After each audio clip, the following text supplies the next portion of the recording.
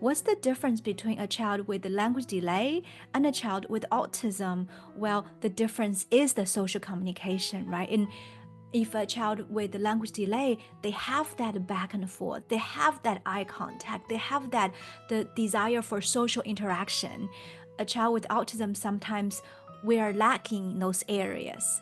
And I think, one of the biggest things that from our career, as working with lots of kids is first and foremost, it's gonna be okay if your child has an autism diagnosis. It's just a different way how they go about processing some of the things that we do. And, you just mentioned about, making friends.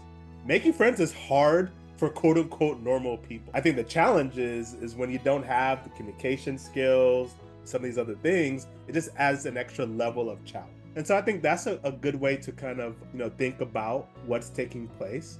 Autism, unfortunately, is a big spectrum. And I think maybe that's why it's hard as a parent to go online and do research because there's just so many different information. I think it's good that we can at least frame out the different severity levels of autism because that'll kind of help us to know that not all the kids need the exact same type of intervention.